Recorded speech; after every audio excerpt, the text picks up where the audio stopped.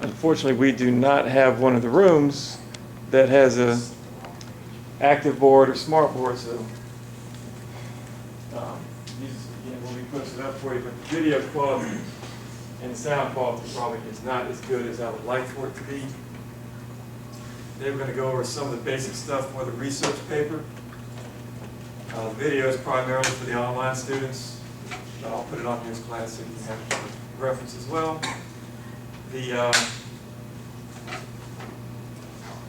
Your class is obviously World History 1, Ancient History.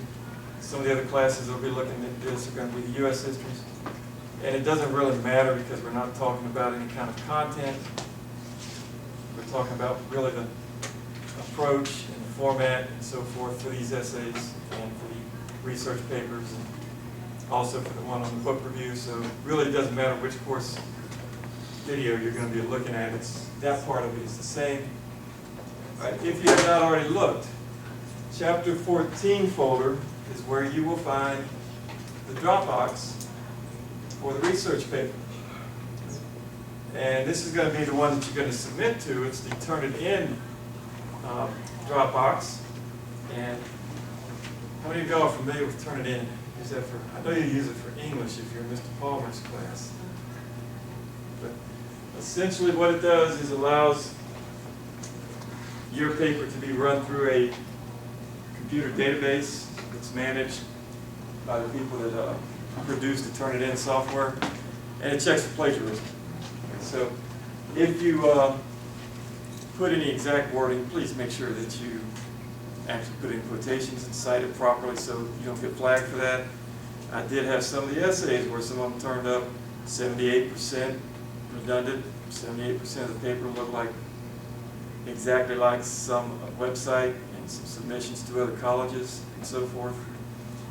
I remember so much as a single sentence that is copied verbatim and not properly cited would result in a 0 on the entire assignment. So be careful of that and make sure that you do properly punctuate, use quotation marks,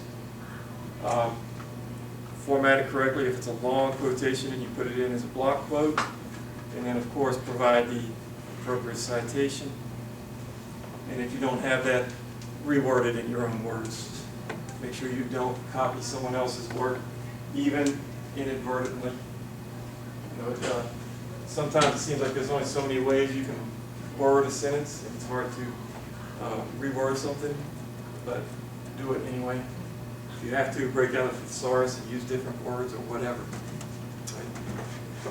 All right, besides the fact that you will have this submitted and it'll check for your plagiarism, it also has your rubric attached.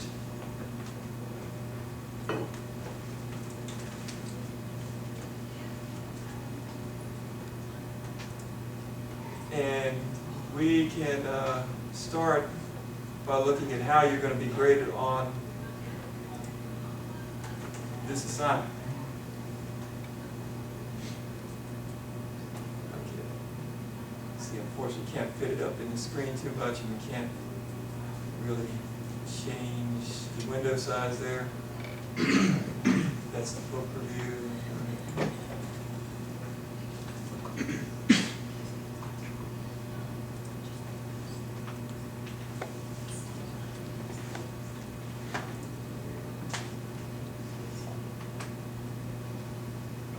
Using the right rubric.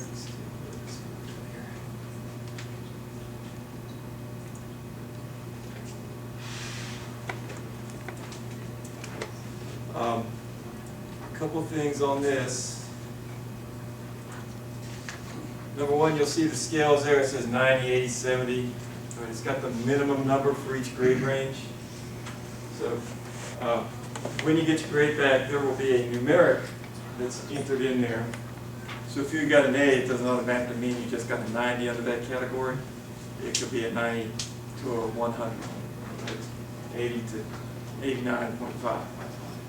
So if you add it all up, if you click date on everything, the overall score would be a 90. You can get higher than that. If you have a C is not automatically going to mean you get a 70. And where it might come in confusing is where you get an A in one, a C in another. It's not going to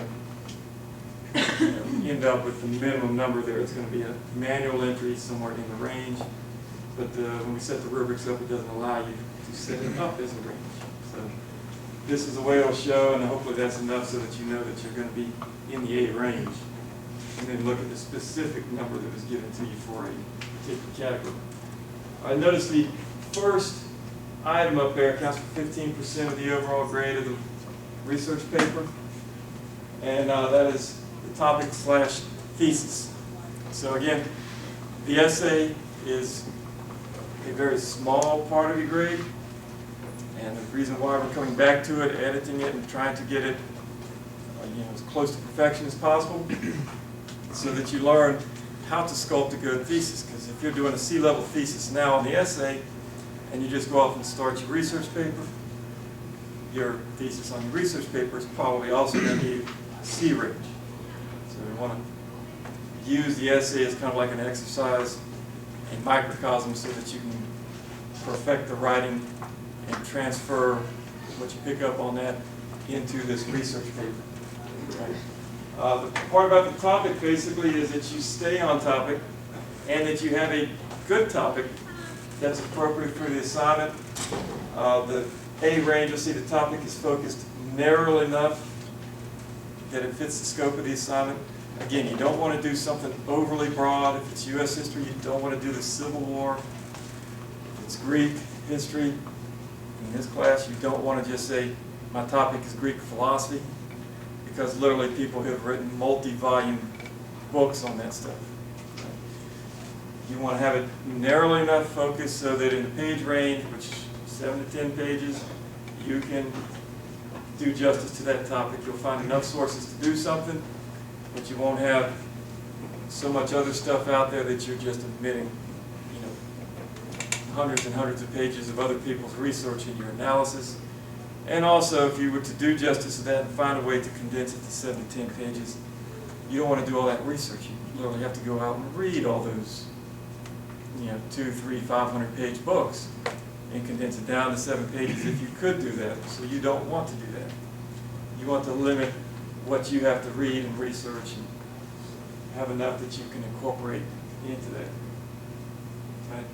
The second part of the thesis, a clear, narrowly tailored thesis statement provides direction for the paper, either by a statement of a position or a hypothesis. So again, you'll see it's got to be a position or opinion. And when you put that opinion out there, it should be kind of addressing a question. How do you get your question? Everybody's doing a different research paper, so I'm not asking questions on this one, right? You have to generate your own question and then provide your answer to it. I think in the guide it tells you what to do to start getting your topic. And I think that's chapters 1 and 2 in the Turabian. Well, you start by what do you want to know about history? I've read a little bit about Greek philosophy. Maybe you want to do a research paper. You're going to narrow it down. So maybe you want to see, well, how did all this stuff Plato came up with actually get applied in Athens, or Corinth, or any of the city-states? That's going to be one that's fairly narrow. You don't have to read everything about Plato. And it's a question that you're going to ask, and your answer could be, well, this stuff was incorporated largely, smallly.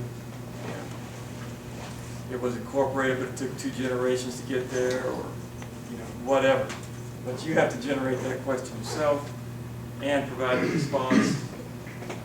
But notice you get down to the B range, it's pretty much the same criteria. It does say that the thesis may be somewhat unclear or is not sufficiently complex. And in C range, that's when you start to look at something that's maybe a little bit too broad. Your topic is kind of off, and you notice it says, or the thesis statement is very vague and fails to express a position. So if you have a great thesis fits the A category, but your topic is too broad, you're still falling down in the C range. So make sure you pay attention to both. Generally speaking, if you get a narrow enough topic and you've actually asked yourself a question, the two should match up pretty close together.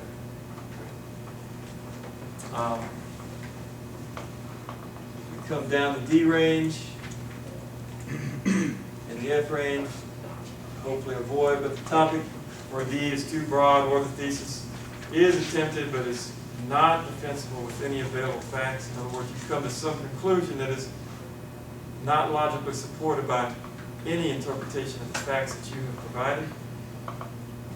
And F, you just don't attempt it, or it's not a position, it's maybe a statement of acknowledged fact. Greek philosophers, I don't know, Plato was one of the greatest philosophers ever. That's not really going to be an opinion. That's something that's pretty much accepted as fact by 99.99% of everybody. Also, the topic is not relevant to the course and or not approved for this assignment, so that's one of the reasons you want to make sure you get your topic submitted, because you want to make sure that you're not going off on something that is going to get you to fall into this category if you just go off on your own. And there's the second category is the sources. And again, F range is pretty easy, not attempted or uses fewer than 8 sources. You want to use at a minimum 8 sources for this. And you want it to be pretty evenly divided. You want half to be secondary sources and half to be primary sources. And everybody knows the difference here between primary and secondary sources? See some skepticism there. All right. Basically, your secondary sources are going to be like your books, your journal articles. Those are things where somebody who never saw the events take place wrote about it. Right? A primary source is something that is written by the person, a person, who was there, who observed the actual events they're discussing. Right? So a newspaper article, even if it was in present time, you went over and you did a newspaper article on the flooding in Japan this morning. Right. The newspaper article would be a secondary resource, more likely. The newspaper reporter probably came in after the flooding and started interviewing people. He's processing the primary information. An interview with one of the persons who was there when the flood hit, that would be a primary source. But once you go through and process it and write it into like an article, the article itself is a secondary resource. It might be based on primary sources, but it's going to have some of the interpretation that's done by the person who writes it. For ancient history, to some extent, some of the U.S. history courses, this would be true too. Primary sources can also include some archaeological evidence, for example. I doubt that you get to examine that much, but you might find some secondary sources that are, interpretations of what archaeological evidence means, even though it might be heavily reliant on some kind of archaeological evidence. That's still going to be a secondary resource that the guy who found it is telling you what it means. Sources can be lots of things. We use writing when we explain it. They don't always have to be writing. What would be a good example of a primary resource if you were doing like something on Leonardo da Vinci? Like a book he wrote? A book he wrote himself would be good, unless of course he's writing a history of something in the past. Oh, yeah. What about the Mona Lisa? Would that be a source that you could use? It's a painting, right? Yeah. Could you look at the painting and learn something about Leonardo da Vinci from it? Yes. Yeah. You could write about his stylings, for example, technique, so forth. Would that be primary or secondary? Primary. More likely, most people consider that primary. That's something he actually produced. So obviously he was there when it was being painted. absorb the actual pain, right? The core of this also, as we get into the upper level, make sure that as much as possible your sources are kind of academic sources, professional, scholarly books, journals, that type of thing. Primary sources obviously don't have that requirement, but the secondary sources you want to be as legitimate as possible. All right, notice you get up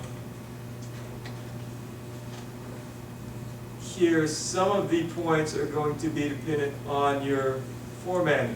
The D range, use at least 8 sources, half of which are primary. You can also get a D if you have more than 5 errors in the CMS format. Now, one thing that frequently happens with students is, well, I know how to provide citations because we just did this in English.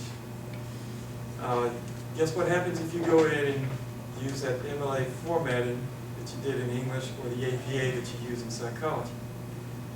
Which category do you think you're more likely going to fall into? D. You will get a D, because if you use MLA formatting, it is different, and you will have more than 5 errors in CMS formatting style, and I can pretty much guarantee that. One thing we talked about in this class last time was one of the differences. MLA, APA tend to prefer using parenthetical citations. There is a CMS parenthetical citation format, but if you use it, you will get absolutely no credit for that citation.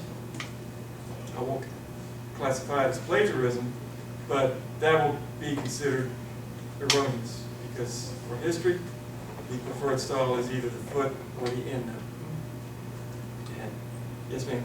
Now, could the book review use the parenthetical? Does it probably won't have many citations? Yeah, especially if you're using the book alone as the source, that would be fine.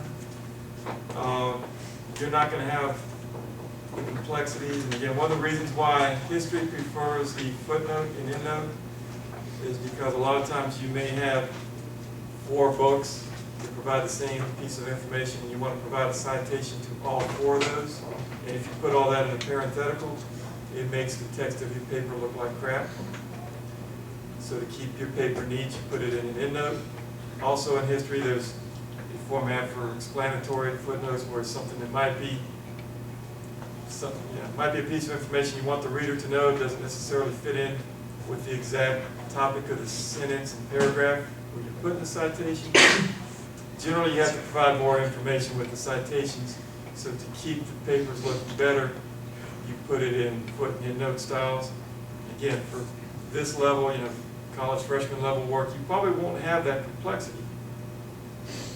If you're doing like a senior, maybe junior level class, you likely would. So you may not see that, you may not even think it makes any difference at this level, but the idea is that you're building the foundation for you to do stuff 2-3 years, more advanced research and more advanced citation techniques. And so since we do foot and endnotes, generally speaking, throughout, we're going to require that for the research paper. Book review, a little less worried about it. It's more like you're only going to have 1 source, maybe 2 sources besides the book itself. So you can use some parentheticals now. If I was doing the book review and I already had to do the format here, as that's the one I'm more familiar with, I would probably go ahead and do foot and endnotes in the book review, because there are some differences in the parenthetical citations when you transition from MLA and APA to CMS also. All right.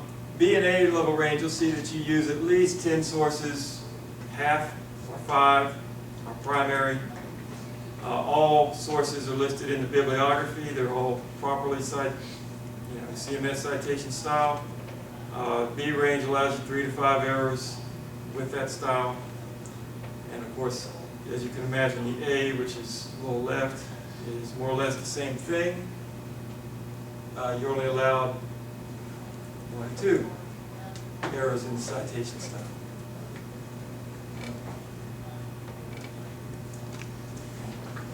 Notice it does specifically state in the rubric For the A range, all quotations or paraphrased information are properly cited using footnotes or endnotes. Does not say anything about parentheticals there whatsoever, right?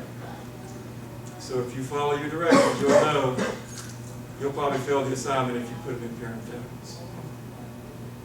Chances are, if you don't pay that much attention to detail on that, you're probably not paying that much attention to detail on the rest of the items in there either. So what tends to happen is if you miss that, you're going to probably not do well in some of the other categories as well. The evidence, basically this is your facts. It can be in the form again of specific events, specific examples of something. It could also be statistical information. The A-level range means you have numerous, supportive, descriptive, and precise facts. So that means everything is very clear to me. When you read about an event and you talk about Julius Caesar's assassination somehow, somewhere in there when you describe how he's attacked, that fact should include the number of times he was stabbed, the fact that the date was 44 BC or BCE, when and where exactly it took place. Was he assassinated in Egypt? Was he assassinated in Rome? What part of Rome was he in home? Was he in the forum? Whatever. Be as precise with facts as possible. You still want to be as concise as possible, so you can reduce a lot of that to like a single sentence. But evidence should be replete throughout the essay. And that's essentially what this is. It's one long essay. Instead of 5 paragraphs, we're looking at several pages. But the writing style is the same. You're adding research, and really, in the body of it, probably every paragraph should have at least 2 pieces of evidence to support whatever proposition you're making in that paragraph. And of course, if you present a piece of evidence, whether it's in a quotation or not, at the end, you should have a footnote or endnote mark with a proper citation where you got that information from. Even though it's in your own words, if you're paraphrasing, you still have to give attribution to wherever it was you picked up that little piece of information. Sometimes in the examples, this can coincide with your sources because your example might be something along the way of what people thought about something at one time when it was going on. So you may have a quotation from one of your primary sources there. That would be something that would qualify as evidence as well, if used properly. All facts support the thesis, or if they don't support the thesis, you point out the fact that this is something that doesn't support my thesis. It's kind of contrary evidence, as we mentioned when we were talking about the book review. And then if you provide something that's a fact that kind of contradicts your thesis, you need to also explain why it does or does not prove the thesis. And if it is something that you're explaining seems to be contradictory to your thesis, but you're explaining that it does not in fact disprove your thesis, what does that mean you need to follow that example with? More evidence. More evidence that does support the thesis. If you produce something that contradicts your thesis, you're going to have some analysis. You're going to say, well, even though this fact is out there and a lot of people look to it, your next piece of evidence might be statistical. 99% of the time, the opposite result happened. This was a fact that people present, but it was a rare exception. If you go down the B range, you contain numerous supportive, descriptive, and precise facts. As it says, examples, statistics, or in combination. 1 or 2 body paragraphs may have less than optimal facts, or you may have a couple instances where the facts are a little vague and not precise. C-level range, several paragraphs are going to lack that precise evidence, or some of that evidence that you present does not actually relate to your thesis. So in other words, you're putting some facts in there, but they may be kind of going off topic somewhat. Of course, that means you still got to have a lot of stuff that does support the thesis to kind of balance that. D range, your supportive evidence is lacking, using a lot of generalizations, and you're presenting those generalizations as factual evidence. Some generalizations, for example, if you're talking about the slave trade, you might say something like, a lot of people from Africa were brought to the New World, put into slavery. What does that tell you? What's a lot of people to you?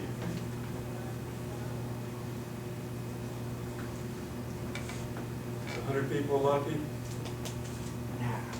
Some people are saying yes, some people are saying no.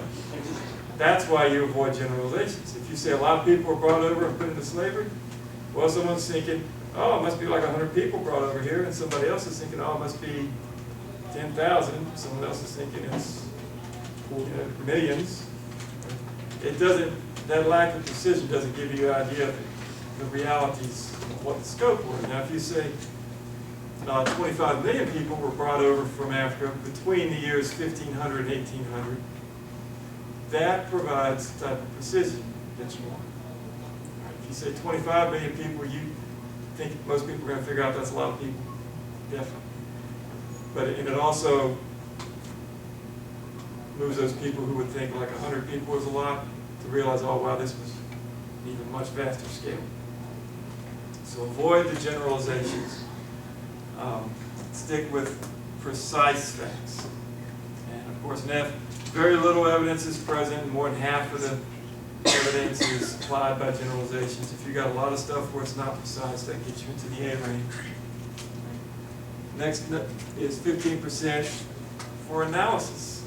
Right? The analysis means that you've got some stuff in there that is your own original work. And it's more or less you're explaining how the facts prove your thesis to be correct. If it's contrary evidence, you're explaining how that particular fact is an exception to the rule and that your thesis is still valid. Notice A range, you explain how all evidence relates to the thesis and proves its validity. Contrary evidence is acknowledged and explain why it does not disprove the thesis with logical and believable arguments. Again, this gets you to the one where, like, if you're doing something on the pyramids and how they're constructed, you probably don't want to say something like, well, obviously aliens must have helped them build it. Because you're not going to be able to infer that logically from the facts that you're going to have available. Right? The second part might not be too believable to a lot of people. B range, you explain how most of the evidence relates to the thesis. A couple of exceptions are allowable. Contrary evidence is acknowledged and explained away. Again, the arguments still have to be logical and believable. C range, at least 3/4 of the stuff that you put in there is related back to the thesis, and you show how it supports its validity. You have contrary evidence, and you acknowledge that it's contrary. Your explanations of why the thesis is still valid may be not completely convincing.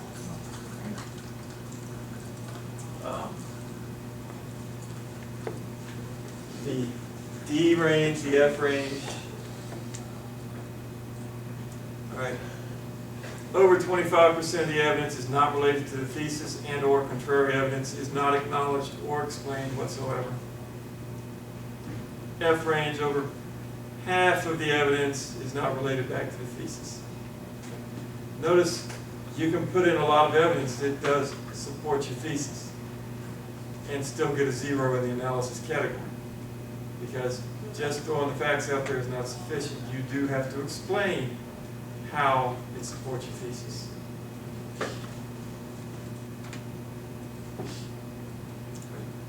Okay, formatting.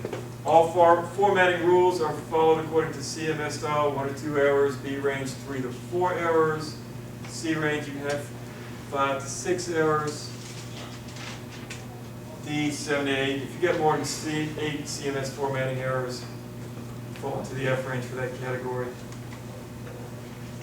And you may notice that there was no research paper folder with reference materials in the references folder. But there's a reason for that. Where are all your references located that apply to formatting and constructing your research paper? Correct. The Turabian, the manual for writers. Right? It covers the formatting, covers some basic rules of grammar, punctuation, all that. There are chapters there that tell you how to double space, how to set the margins, how to put the page numbers in, where to put the page numbers in. All of that stuff is in there. So is some material on sources, what kind of sources to use, how to cite them. All of that is in there. So essentially you don't need any supplemental material because you already have purchased it.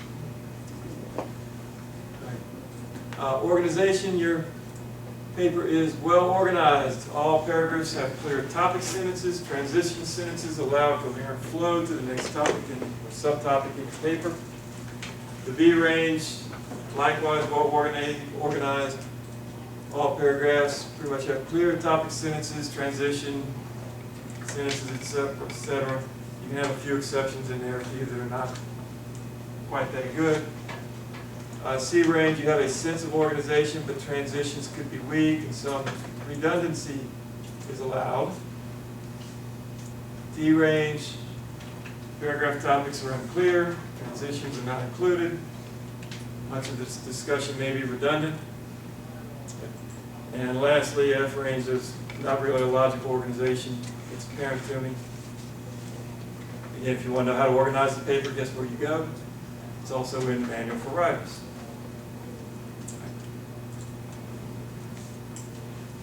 The last part, mechanics. If you have looked at the left side, you'll notice that these do count a little less towards your overall grade. The mechanics includes spelling, punctuation, rules of capitalization, all of that. To get an A range for that entire research paper, you should only have no more than 2 spelling, grammatical, or punctuation errors.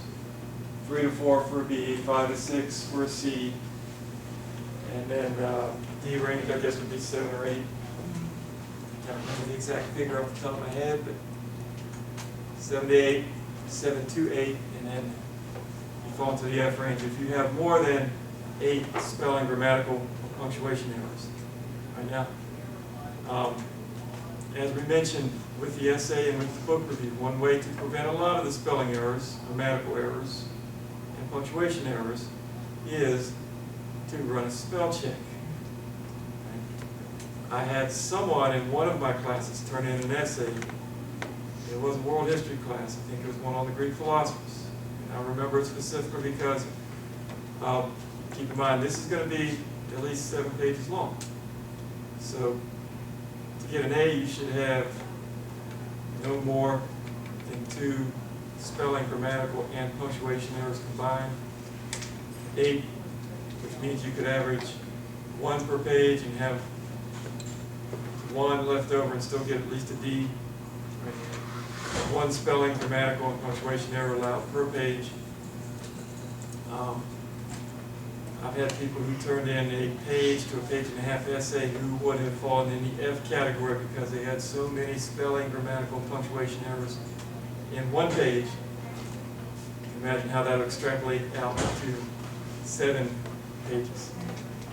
And some of it was very simple. When I opened up the files, all I saw was red and blue underlined. I don't know how you missed that. Some of the words were very simple. I got stuff like how the Greek philosophers were crucially the greatest intellects of their time. Yeah, but sometimes that can be your laptop. Like I'm not making excuses, obviously. It's just you'll try to type a philosopher, and you'll look up and it's spelled out like police officer. Like it's like, come on now. Well, that might be true. That might be true if the word that was actually there was another word you didn't mean to use that was properly spelled. But there is no word such as pusibly or philosopher. Pusibly, yes. Maybe you. It was alcohol. There were areas where they put, they divided sets of 3 with commas, no spaces in between, so it was a word, comma, a word, comma, word, comma, not a word, comma, space, second word, comma. All of this stuff had either red or blue underlining, so you didn't even need to run a spell check. That tells you right there something's wrong. So, you know, there are times when spell check does say something is spelled incorrectly when it's actually not, especially when you're using quotations, archaic words that aren't used anymore that you might run into with history. But if it's underlined in red, at least go back and look at it. Someone's going to have fun with that one. I think that might have been this class. It was world history. I think this is the only world history, so it was someone here. So when you get that one, you'll probably recognize it, I guess.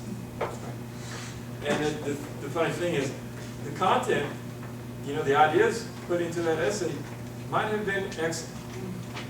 All right, what is my first assumption, my first impression once I see all that, though? It's no good. It's no good. Honestly, when I was in college, y'all are actually lucky because you see, you get an F in the category if you have over 8 spelling, grammatical, punctuation errors. When I was in college, a professor would say that if you have more than 5 spelling, grammatical, punctuation errors, or errors in your citation structure, I'm throwing your paper in the trash. You get a 0. Was it a large class? No, it was, well, I mean, not compared to, like, say, UGA. We probably had, those were upper levels, so probably 12 to 15 people in class. She just throwing trash. That's not very nice. In front of the whole class, no less. Why? Oh, you say, oh, you messed Well, up. the theory was, the question you asked, are y'all in college? Well, yeah. Well, how the hell do you not know how to write by now? You learn those rules of punctuation, grammar, and all that in what, 3rd grade? Well, it's because of high school. Like, you're in high school and you're like, oh, we don't care what you spell, just write a good paper. That's the way it's always, at least for us. I At know. least for me, I mean, the way that's it's what we always- deal with. I'm not saying it's your fault, but however, at this point, it's your responsibility. to Yeah, fix it. I got you. That's so messed up though. Like, why can't you just like give you a bad grade and let it be? Because Well- probably the first time he does that, you won't be doing it again. That was very true. People tended not to do that. Of course, we had a lot more strictures, a lot more discipline. That one professor, she was suffering, I think it was from MS. She was, I think in that class, the first time I took her, she was walking but with a cane, and apparently it had some effects on her vision too. So she said it made it difficult to read black ink for her, so when you turn in an exam, back then we actually had to write essays and ink on paper and turn them in. She said, of course, if you write with some weird style, ink, like red, green, purple,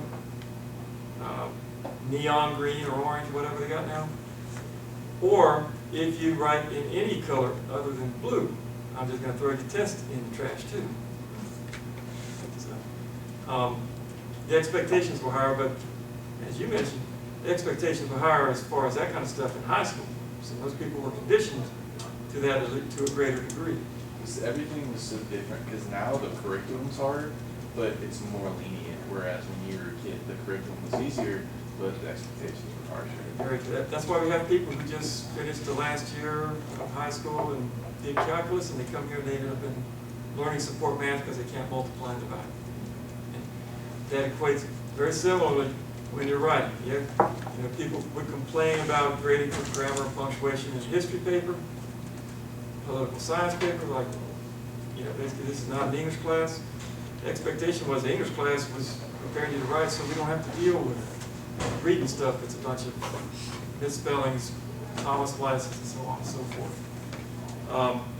You have a little bit more leniency, so you still don't want to see a bunch of misspelled stuff. Right? Incidentally, of course, as we mentioned before, also you run the spell check. The other thing about people in y'all's generation is you tend to be overly reliant on technology. So several people, of course, did run a spell check and fix most of the spelling, punctuation, grammatical errors. Do not assume that it's telling you the truth. So make sure you read through it yourself before you submit it.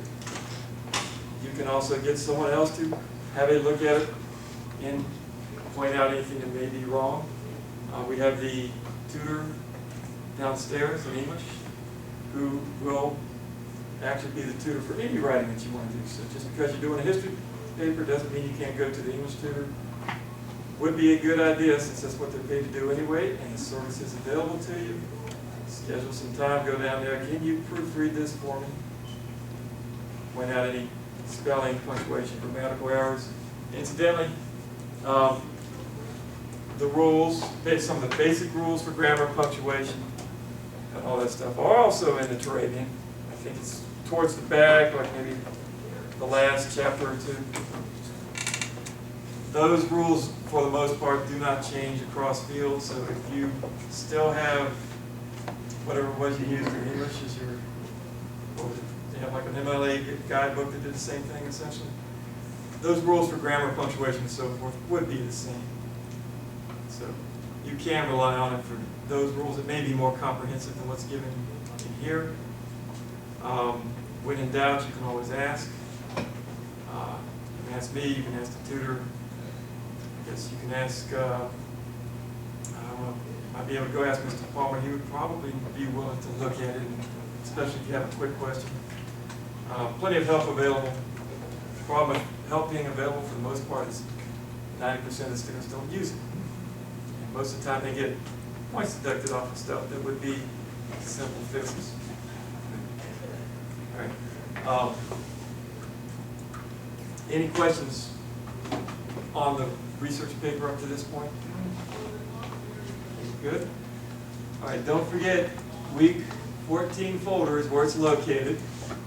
And of course, if you look at the folder in the lessons, you can kind of calculate when your due date is. The online students' due dates for each week's assignments are put right under their stuff.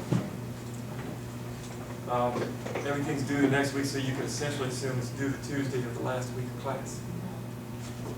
All right, now when you go into the book itself,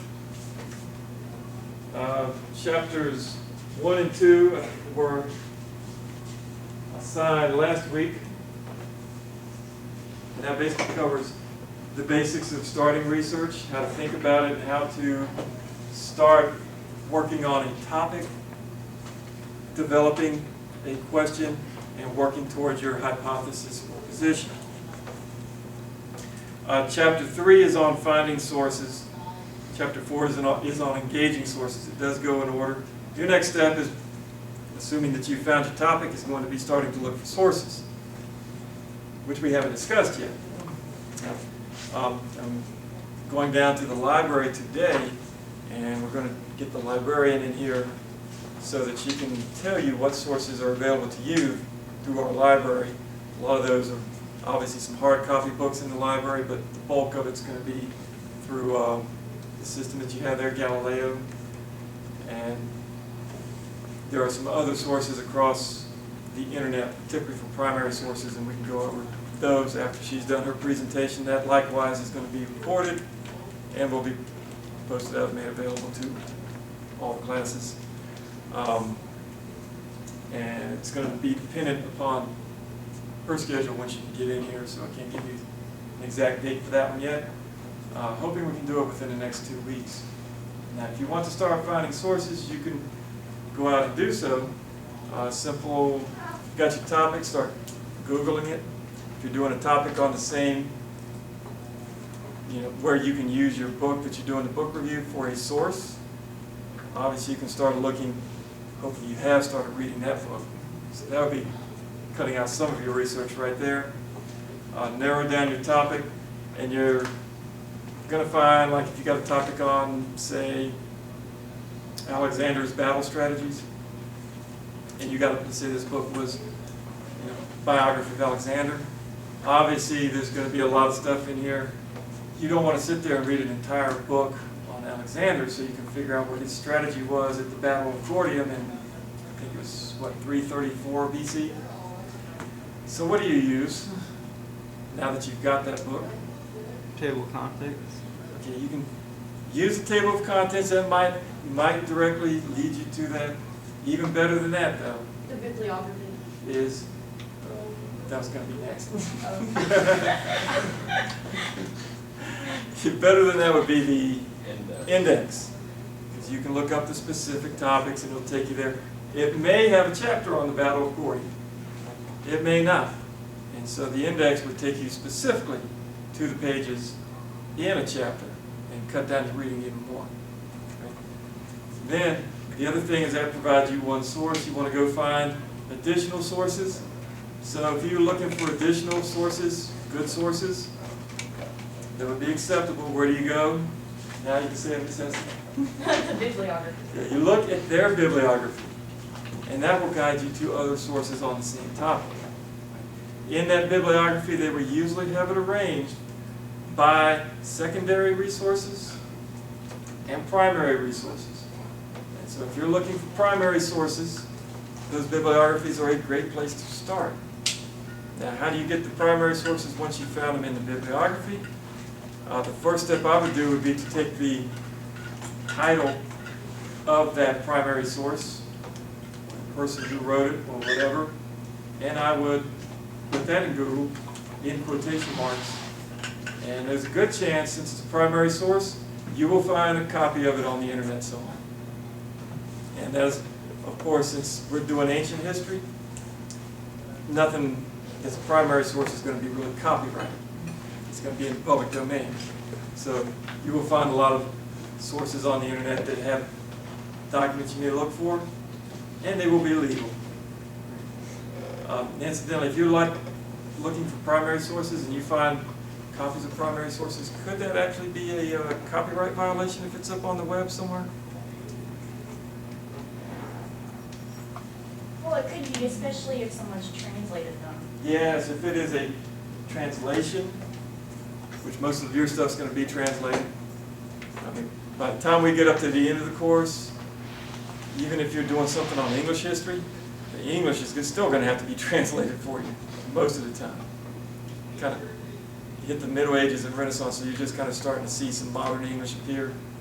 But for the most part, even Old English looks more like German than it does English. You're probably not going to be able to translate it yourself. You might be able to. I don't know. But chances are it's going to be a translation. A lot of the translations are outside the copyright period, so it might have been something that was translated 100 years ago, probably still going to be in the public domain. The other thing is if someone takes a collection of primary sources and they put them in a book and publish that book, that document itself is out of copyright domain, but that collection that they use, they can copyright. You're fortunate because one of the exceptions to copyright violation is the fact that you're only reproducing a small percentage of it, what falls under the fair use exception. Using it for academic purposes, not for monetary gain, unless you're going to try to sell your paper to the people in the class next semester. Hopefully another school, hopefully nobody will be dumb enough to buy paper from a student who had the same class with the same professor the semester before, but you would be surprised. But essentially, what you're going to do, you're probably not going to have to worry about too many copyright violations, as long as you don't plagiarize. The last thing is, when you do the sources, you provide the citations, there are certain rules that cover that. Make sure you follow the format precisely as it is in the Turabian. If you pick up that manual for writers, there is a citation format if you've got a book with one author. There is a slightly different format if you have a book with 2 authors, 3 authors, and then they have one if you've got a whole lot of authors. Separate one for what they call more than 3 authors. If you have a person who is an editor rather than an author of the book, then there's a specific format for that.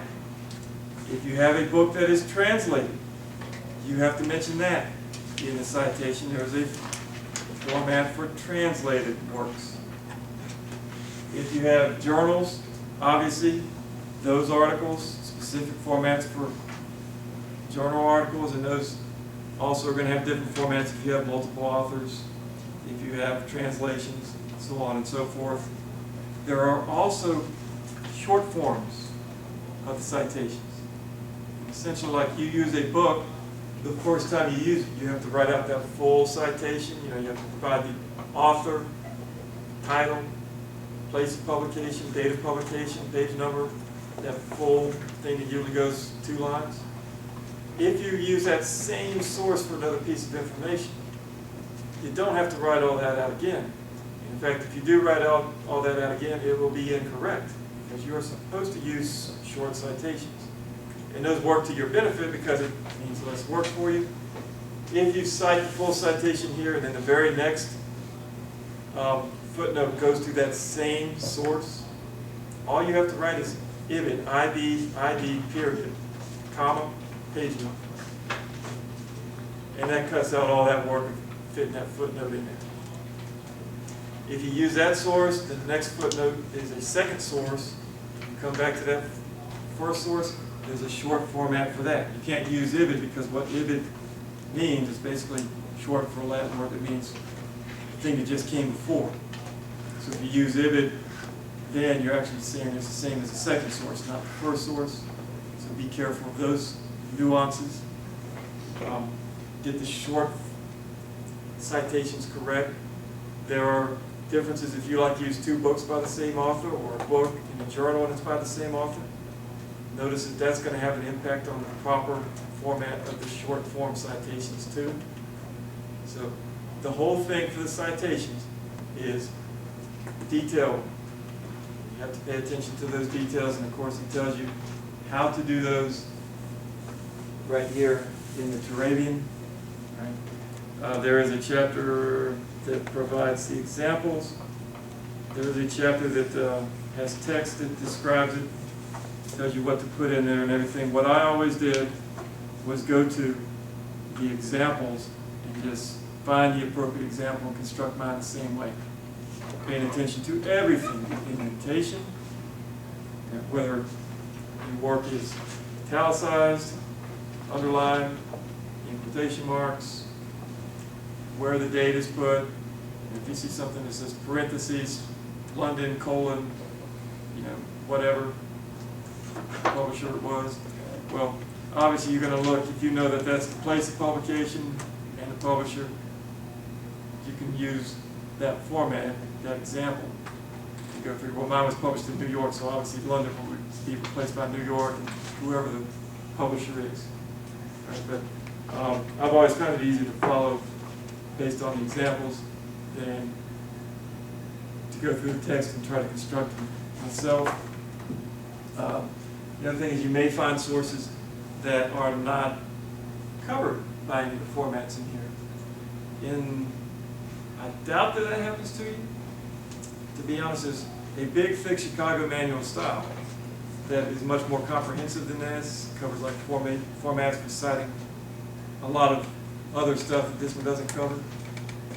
Chances are this will cover everything that you use. I've had to go, I don't know, look up something in the Chicago manual style itself, the big one, maybe 3 times in 20-some years. So it's very unlikely that you'll have to do that. If you do have to do that, then come see me first. You don't want to go out and buy I don't know what it costs now, probably $200 just to get one citation correct. I'm not sure if we have a copy of it in the library. I'll have to go down there and see, because I guess we need a reference copy.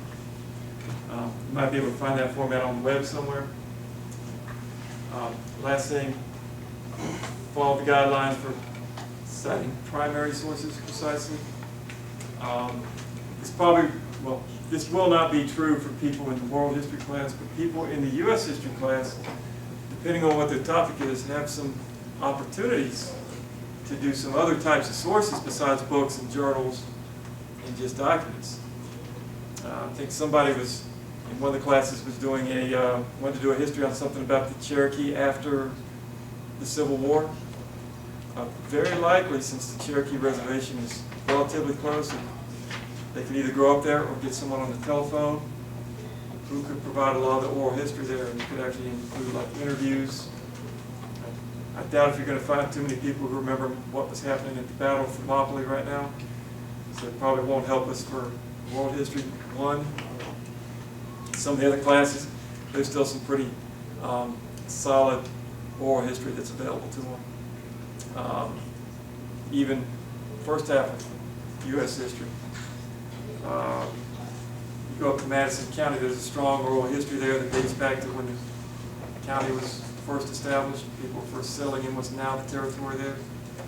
So you would find some people who, know that stuff that's been passed down. So you could incorporate that. Ancient history, some things that you could incorporate besides books. If you go on to the video on demand and you find information from some of the documentaries on there, there is a format for citing documentaries in the Turabi. So you can include that stuff as long as it's appropriately academic and fits your topic and all that.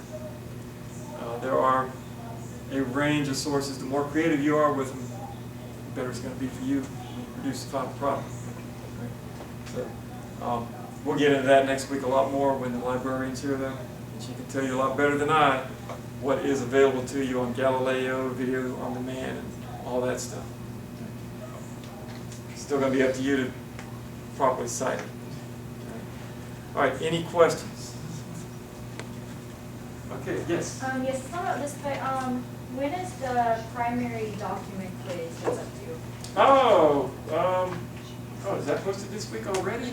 It's been posted since the beginning. Oh, is it the one in the folder at the very bottom? Mm-hmm. Yeah, okay. We'll be getting into that after the midterm sometime. You've had the class before. You want to go ahead and try to attempt on it, that's fine. As long as it's open. Everybody else, if you haven't been to class before, wait until we discuss those primary documents before you attempt that. It's kind of like that folder that's at the bottom of your own class. It's kind of out there by itself. Don't worry about that just yet. But again, if you've been in the class and already had that discussion of primary documents, you can go ahead and start those. All right, any other questions? All right, how many high school students do I have in here again? Oh, really? Okay.